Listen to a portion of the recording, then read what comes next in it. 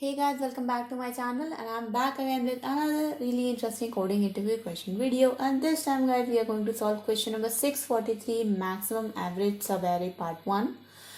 Before I start with the video guys, if you have not yet subscribed to my channel then please do subscribe and hit the bell icon for future notifications of more such programming and coding related videos. And let's get started with the problem statement now.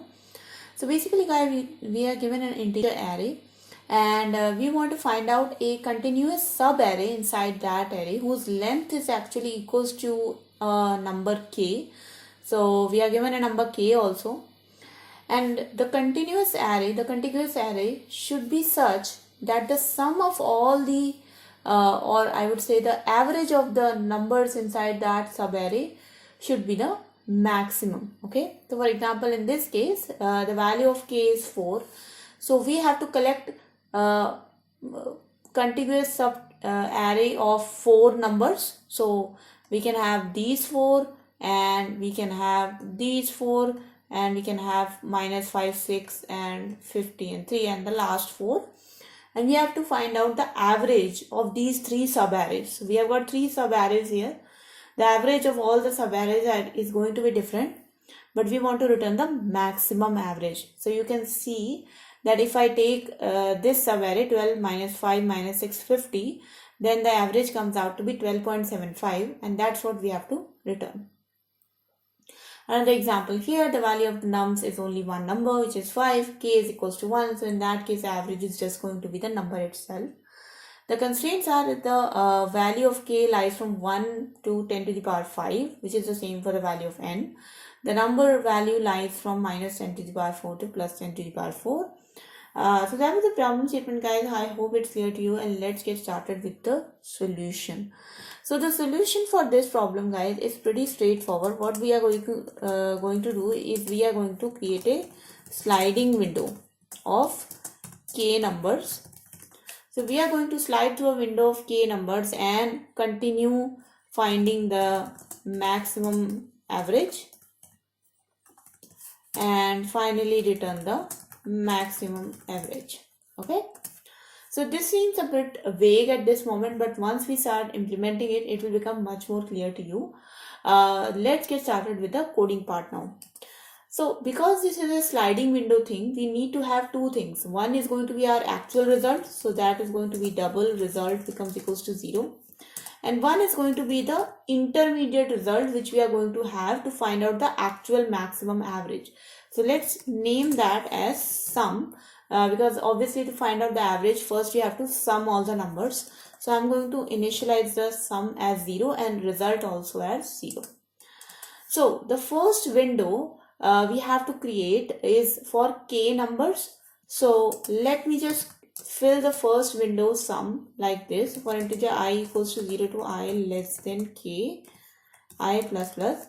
So for the first k numbers, we are just going to add all those numbers in the sum variable.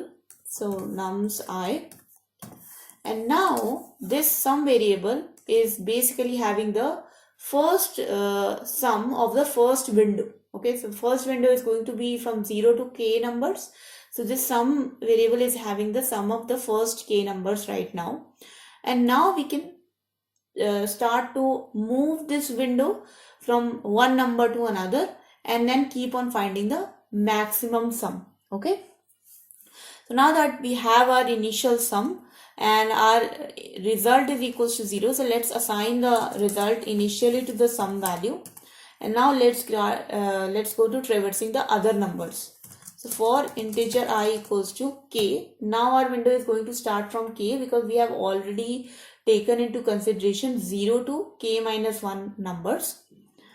So k until I less than nums dot length and then I plus plus. Okay, so now my window is at k. I need to keep on moving this window with my ith number in consideration. So how do I move this window? So to move this window, I am just going to increment the sum with the ith number.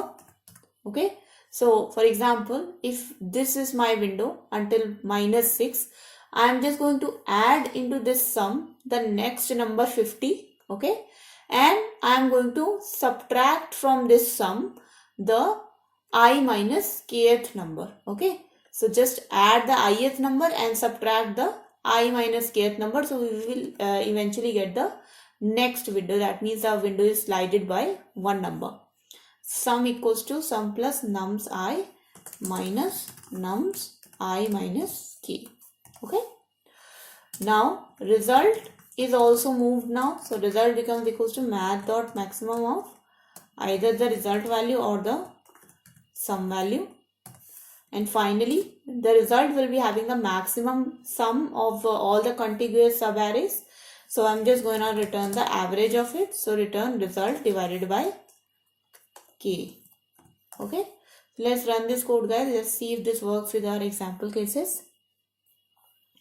There you go, guys. You can see that it works with one example, and it also is going to be accepted for other examples as well. So yeah, it is. If I talk about the time complexity, guys, then the complexity of this solution is going to be order of n, because we are traversing through all the numbers once only. And then the space complexity is going to be order of 1, because we are not using any extra space.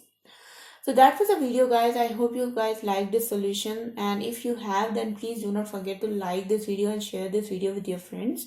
If you have not yet subscribed, then please do subscribe to my channel and hit the bell icon for future notifications. I make your videos every day from Monday to Friday, so I'll see you guys in the next video. Until then, please take care and bye bye. But yes, one more thing, if you want to write anything to me, write down in the comment section below. Any alternative solution or any feedback is welcome. So thank you so much, guys. Okay, bye bye.